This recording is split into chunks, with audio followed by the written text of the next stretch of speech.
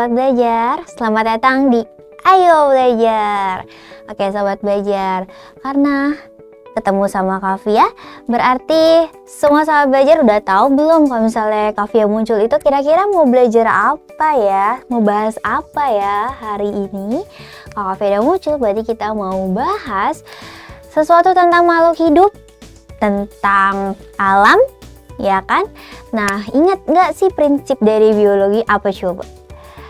Tak kenal maka tak sayang. Apalagi kalau misalnya kita bahas soal satu hewan ini nih. Kira-kira hewan apa ya? Kavia mau kasih bocoran sedikit deh. Jadi hewan ini biasanya hidupnya di darat. Tapi kali ini dia hidup di laut. Apakah dia amfibi? Loh, ada hewan amfibi, betul. Tapi ini hewan amfibi yang nggak biasa. Emang beneran amfibi kak? Apa amfibi-amfibian? Nah kira-kira apa ya? Kalau misalnya Kavia kasih bocoran kelinci di laut. Emang bisa kak? Kelinci aja suka males mandi. Apalagi kalau dia tinggal di laut. Jadi kira-kira siapa sih kelinci laut ini? Nah, kelinci laut atau siapa ya? Joruna parva. Nah memang dia, kita sebut dia aja dulu ya, atau si Joruna ini, dia memang hidupnya di laut. Tapi dia bukan mamalia. Karena kan kelinci adalah mamalia, ya kan? Sedangkan kelinci laut ini bukan mamalia. Memangnya kelinci laut ini apa kak? Percaya atau enggak, kelinci laut ini adalah moluska. Tahu nggak moluska itu apa? Taunya apa kalau tentang moluska? Apa yang Sobat Belajar tahu tentang moluska? Apa ya kak? Hewan yang lembek-lembek deh. Itu tuh keluarganya siput gitu. Terus apa lagi? Itu tuh keluarganya si keong gitu. Itu tuh keluarganya bekicot gitu. Betul, semuanya bekicot, keong ataupun siput itu semuanya masuk ke dalam moluska alias hewan bertubuh lunak. Sama seperti kelinci laut ini atau Joruna parva. Dan kebetulan Joruna parva ini atau kelinci laut ini satu kelompok, bener-bener satu kelas sama siput. Nah jadi kok bisa kak? Siput itu kan punya cangkang, sedangkan kelinci laut ini enggak. Ya, memang tidak semua kelompok bekicot ataupun siput itu semuanya punya cangkang. Jadi ini adalah termasuk moluska tanpa moluska tanpa cangkang. Moluska tanpa cangkang gitu, tapi bukan kacang lupa kulitnya. Gitu. Nah kenapa nih si kelinci laut ini dia bisa masuk ke dalam satu kelompok sama si bekicot sama si siput? Kira-kira kalau Sobat Belajar lihat sekilas aja gitu, apa sih yang mirip nih dari Joruna parva atau kelinci laut ini sama bekicot, sama siput ataupun sama keong? Kira-kira apa? Selain ya memang dia termasuk ke dalam moluska yang tidak punya cangkang gitu. Apa kira-kira? Apa ya? Coba lihat lagi. Kira-kira apa ya? Karena dia namanya kelinci, apa sih yang identik dengan kelinci? Kelinci itu identik dengan kuping yang panjang, ya kan? Ini, dan ini. Betul? Tapi kelinci laut tidak punya telinga, ya. Dia hanya punya antena. Di mana di ujung antenanya ini ada mata. Sama seperti siput, keong, ataupun bekicot. Kan kalau misalnya Sobat Belajar perhatikan, siput atau bekicot itu mereka punya antena kan. Dia punya antena di bagian kepalanya. Kemudian di atasnya kayak ada bintik, yaitu adalah matanya. Matanya memang adanya di ujung antena, sama seperti kelinci laut ini. Kelinci laut ini juga punya antena, tapi antenanya lucu ya. Coba, lucu tuh ya, kayak kuping kelinci, ya kan? Terus udah gitu, dia punya ini juga. Dia punya buntut juga. Gitu, makanya dia disebutnya sebagai kelinci laut. Tapi ini sebenarnya hanya pertumbuhan dari ininya aja, pertumbuhan dari sel kulitnya aja. Sebenarnya dia nggak punya buntut yang benar-benar buntut kayak kelinci gitu. Tapi faktanya adalah kelinci laut ini dia suka hidupnya di dasar laut gitu. Dia hidupnya di dasar laut dan ukurannya sangat kecil. Ukurannya sangat kecil. Sangat kecil itu segimana? Jadi kalau misalnya di mana namanya? Kalau misalnya di ranting pohon gitu ya, Kak bisa ini ranting pohon, itu paling ukurannya dia cuma sebesar anak burung yang baru lahir. Bisa bayangin nggak sih ranting pohon sama terus di atasnya ada anak burung yang baru lahir itu pasti kecil banget kan? Nah, si kelinci laut juga hanya sebesar itu saja gitu. Jadi ukurannya hanya paling besar itu hanya 20 cm gitu. Jadi kecil banget.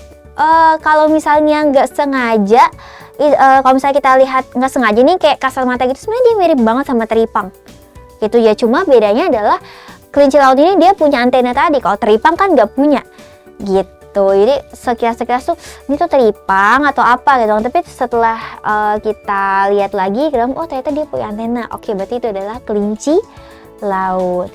Nah, kemudian kelinci laut ini dia punya tinta beracun. Sama seperti apa? Sama seperti cumi-cumi dan juga gurita. Nah, kira-kira gurita sama cumi-cumi itu satu kelompok gak sih sama si Joruna parva ini atau si kelinci laut ini? Sebenarnya cumi-cumi sama gurita itu masuk ke dalam moluska gak sih? Gitu. Kira-kira mereka masuk ke moluska gak? Cumi dan gurita itu masuk ke dalam moluska, tetapi memang beda kelompok sama kelinci laut ataupun dengan keong gitu. Dan yang terakhir ini paling mengejutkan bahwa kelinci laut itu dia bisa kanibal, alias dia bisa memakan sesamanya gitu. Jadi kalau misalnya memang sudah tidak ada sumber makanan lagi, karena kan dia kebetulan tinggalnya di dasar laut, iya kan? Jadi sudah tidak ada sumber daya makanan lagi, akhirnya dia akan kanibal nih sesamanya. Mereka akan saling memakan. Jadi lucu tapi serem juga ya, ganas juga gitu, karena dia bisa kanibal. Nah, begitu ya sobat belajar. Unik ya, ternyata ada hewan yang mirip ya kan, sama-sama kelinci, sama-sama punya sama-sama punya istilahnya telinga, tapi yang satu adalah antena, yang satu benar-benar telinga. Tapi kalau misalnya kita lihat sekilas ya hampir sama ya kan ya. Tapi yang pastinya adalah kelinci ini nggak punya rambut seperti mamalia. Oke, nah seperti itu ya sobat belajar, salah satu contoh dari hewan moluska. Lalu bagaimana nih sama moluska lainnya? Kita belum bahas keong. Kenapa keong itu masuk ke dalam moluska? Terus kenapa dia beda kelompok sama cumi-cumi yang tadi? Lalu kenapa cumi-cumi masuk ke dalam moluska? Nah, makanya sobat belajar penasaran kan kenapa semuanya bisa dalam satu kelompok? Makanya jangan kemana-mana, stay tune terus di Live Classes Ayo Belajar, karena sekarang belajar mudah, ayo belajar. Jangan lupa belajar, karena sekarang belajar itu mudah, ayo belajar. Oke, sobat belajar. Moluska itu masuk ke dalam kingdom Animalia di kelas Invertebrata, yang artinya tidak memiliki tulang belakang atau tidak memiliki rangka tubuh. Oke. Dan moluska, lihat. Nah, ada di sini ya. Kita klik. Hari ini kita mau belajar tentang moluska. Oke. Nah, bagaimana sih struktur tubuh moluska? Sebenarnya apa sih yang ada di dalam tubuh moluska? Apa yang ada di dalam tubuh keong? Apa yang ada di dalam tubuh siput? Nah, apa nih yang ada di dalam tubuh kelinci laut? Terus gimana Kak sama cumi? Nah, kalau misalnya yang suka masak nih, pasti pernah ngeliat gak sih kalau misalnya kita beli ikan di pasar, terus kita beli cumi nih, kita beli di tukang ikan. Nah, terus dilihat tuh dalamnya ketika si pedagang itu sedang membersihkan cumi-cuminya. Ada apa aja tuh di dalamnya? Nah, bisa juga kayak gitu. Oke, moluska. Kita mulai dari bagian paling ujung, yaitu antena. Di atas antena ada mata. Mata sebagai alat indera, gitu, alat indera dari moluska. Kemudian di bagian bawah sini ada mulut dan juga radula. Hampir semua moluska memiliki radula atau lidah parut. Lidah parut. Nah, fungsinya apa lidah parut ini? Karena kan moluska kalau misalnya sobat belajar perhatikan hidupnya di lumpur. Kalau enggak di rumput-rumput yang lembab, ya kan? Nah, kebanyakan moluska ini menggunakan radula untuk mengeruk lumpur, untuk memakan mangsa, dan juga untuk kayak istilahnya mengebor atau gimana ya, dia menggali lumpur-lumpur gitu kan. Kalau lumpur kan sebenarnya lembek tapi keras, gimana ya, lembek tapi dia padat banget gitu. Jadi sebenarnya untuk masuk ke dalam lumpur itu juga butuh effort gitu loh. Jadi ya dia menggunakan radula ini untuk mengambil makanannya di dalam lumpur, intinya seperti itu. Nah, kemudian alat pernapasannya adalah insang. Oke, karena kan memang kebanyakan ya hidupnya dia di air gitu kan. Kemudian sistem sarafnya itu terdiri dari cincin saraf yang melingkari esofagus. Jadi yang ini nih, dari sini sampai sini adalah esofagus. Oke, kafetusis ini atau apa, kerongkongan. Jadi istilahnya si cincin sarafnya ini dia melingkari kerongkongan dari si moluska ini gitu. Nah, kemudian di sini ada visceral mass atau massa visceral yang apa, isinya organ-organ dalamnya seperti apa?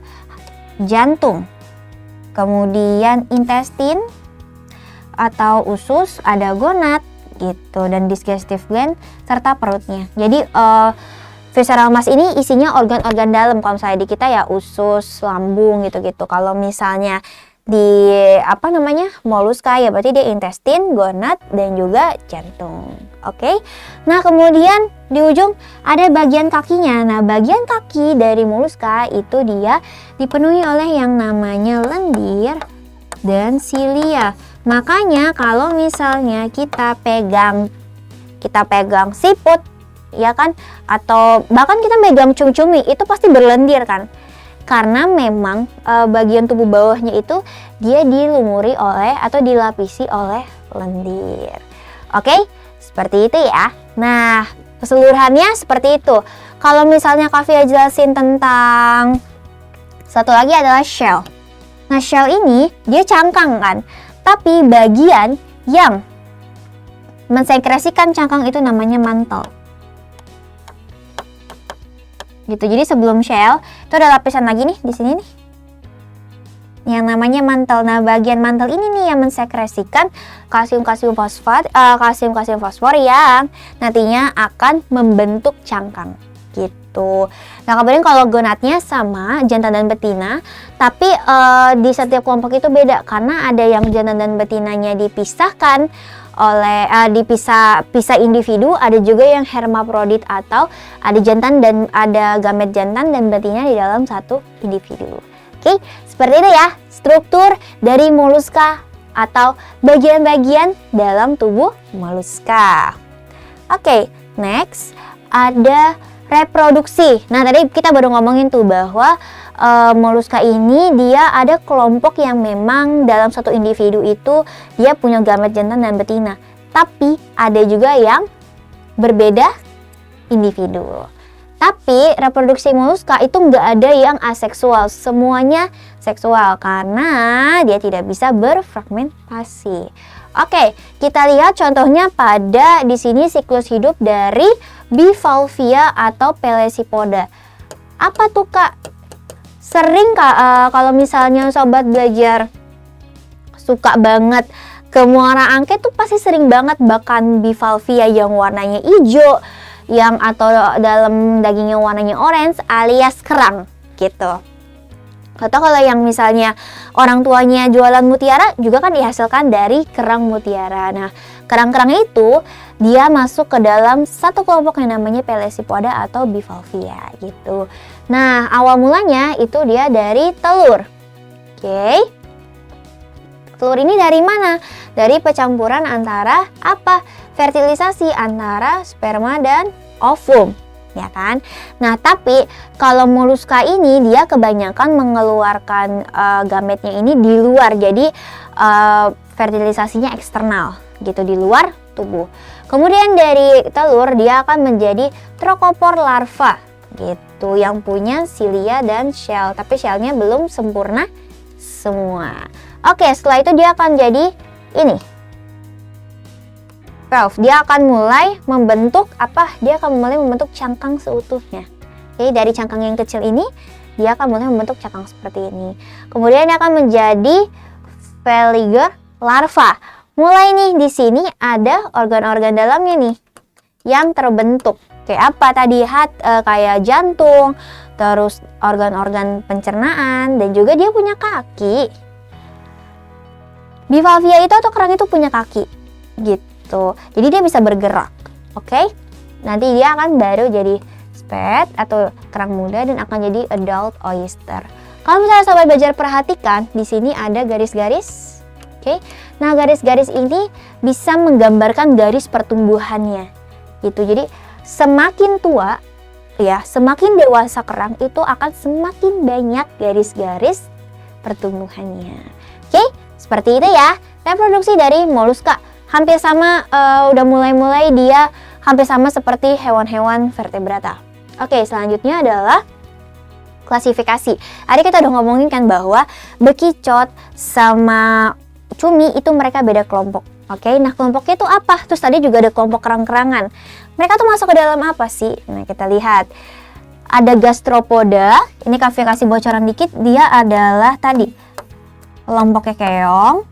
Kemudian ada Pelecypoda, tadi kelompok kerang.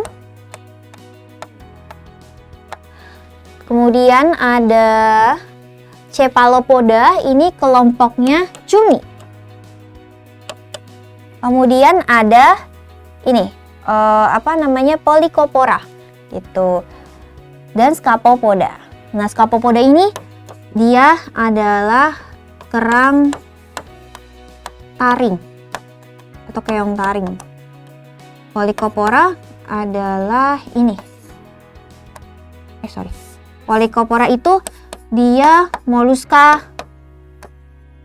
purba. Kenapa? Karena dia adalah kelompok dengan umur yang paling tua dan struktur yang paling sederhana. Oke, kita lihat dari gastropoda. Oke. Gastropoda siapa anggotanya? Tadi siput atau kita sebut sebagai Acanthina fulica. Jadi kalau misalnya mau beli siput, nah hati-hati, tapi kan ada siput beracun, ada yang beracun juga kan gitu. Kalian misalnya mau beli, "Pak, beli sate Acanthina fulica dong." Gitu, cie. Siput apa nih? Itu sate bekicot gitu kan. Nah, seperti itu. Namanya adalah Acanthina fulica. Sebenarnya gastropoda itu berasal dari kata gaster yang artinya perut. Jadi gastropoda itu adalah hewan yang bergerak dengan perut. Nih. Bergerak dengan otot-otot perut gitu. Kan kita nggak akan tahu kan kakinya yang mana emang. Nggak ada kan gitu.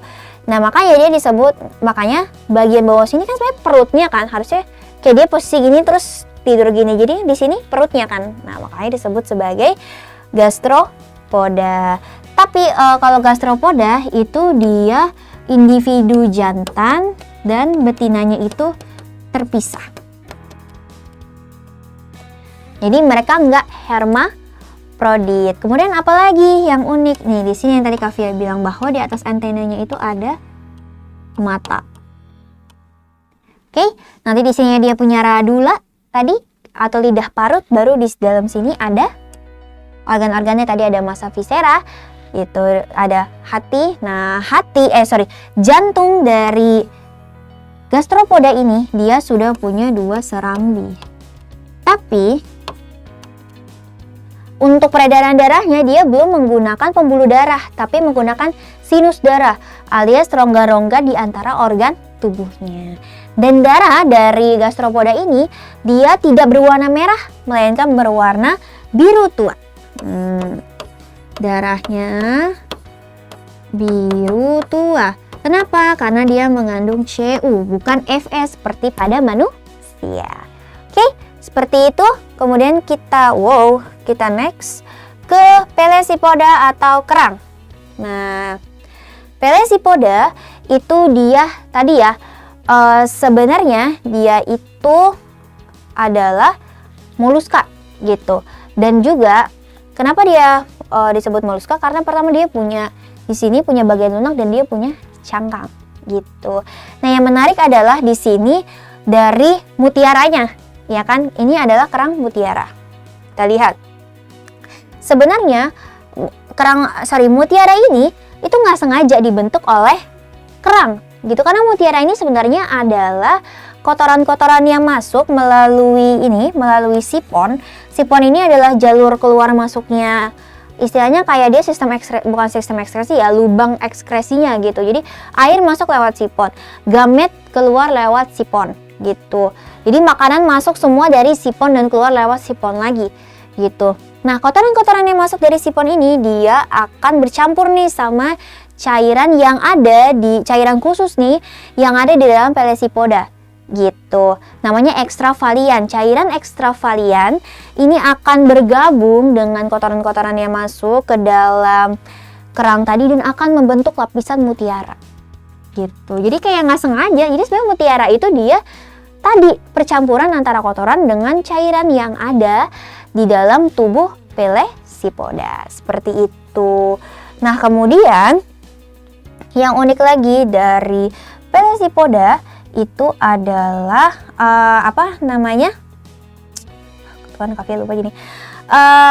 dia juga reproduksinya dilakukan di luar. Kayak tadi ya, kan kita udah bahas tuh bahwa gamet dan ovum dan juga spermanya dia dilakukan di luar tubuh gitu, jadi secara eksternal. Nah, kemudian ada Cephalopoda. Nah, baru nih di sini adalah kelompok dari Loligo alias cumi sama Sepia officinalis alias sotong. Oke. Enakan yang mana? Dua-duanya enak. Oke. Nah, bedanya apa? Sotong sama cumi. Pernah lihat kalau misalnya kita makan cumi itu ada yang panjang seperti ini, kemudian kalau kita makan sotong itu ada yang bentuknya seperti ini. Ini adalah pen. Bisa dibilang adalah rangka dari Loligo dan juga Sepia officinalis gitu.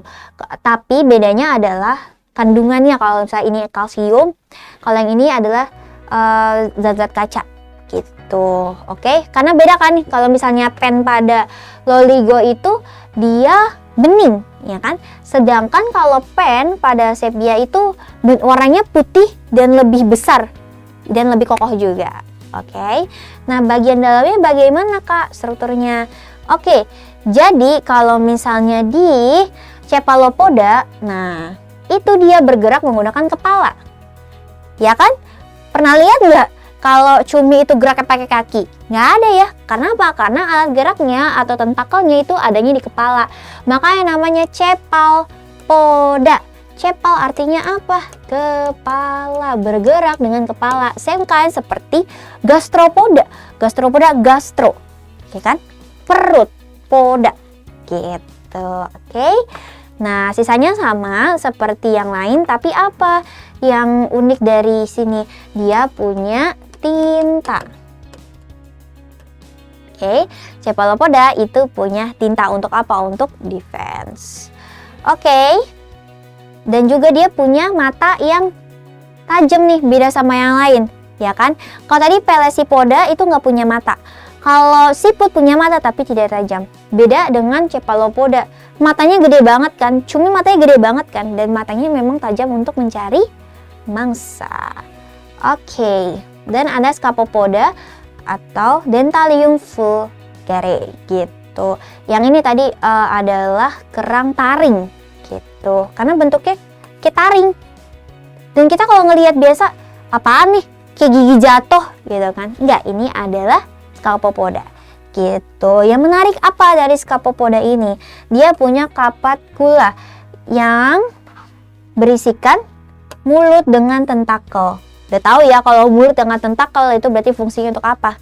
Menangkap mangsa. Oke, seperti itu. Kenapa dia strukturnya tidak terlalu rumit seperti gastro, seperti Pelecypoda ataupun seperti Cephalopoda? Karena Scapopoda dia merupakan ini juga moluska purba juga, sama seperti Polyplacopora gitu atau chiton. Kita lihat di sini cangkangnya seperti genting. Ya, strukturnya di sini. Nah, seperti ini. Itu seperti plat atau lempeng gitu, dan kita bisa lihat bahwa strukturnya hanya ada mulut, kaki, dan anus. Sekedar itu saja, masih sangat sederhana gitu. Jadi kalau bisa kita urutkan klasifikasinya dari mulai yang paling sederhana itu ada Polyplacopora, Scapopoda, terus naik itu ke Pelecypoda, naik lagi ke Gastropoda, dan naik lagi ke Gastropoda, yang terakhir adalah apa? Cephalopoda, yang paling rumit daripada semuanya gitu.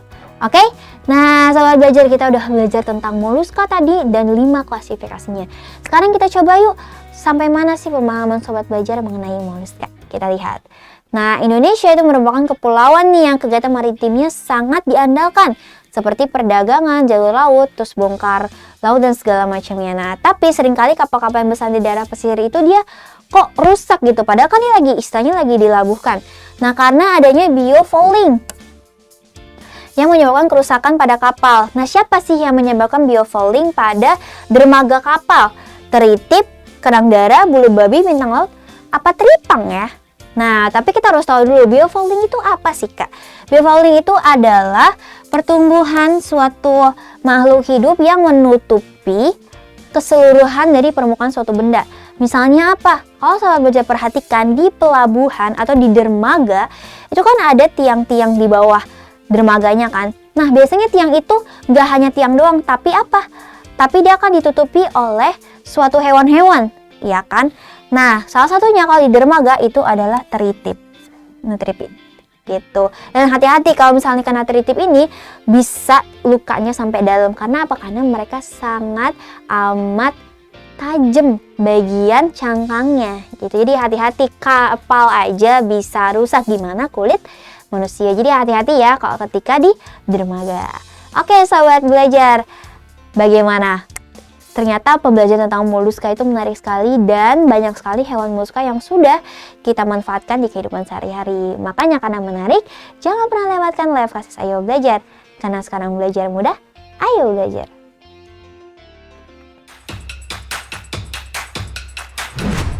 Jangan lupa belajar, karena sekarang belajar itu mudah. Ayo belajar!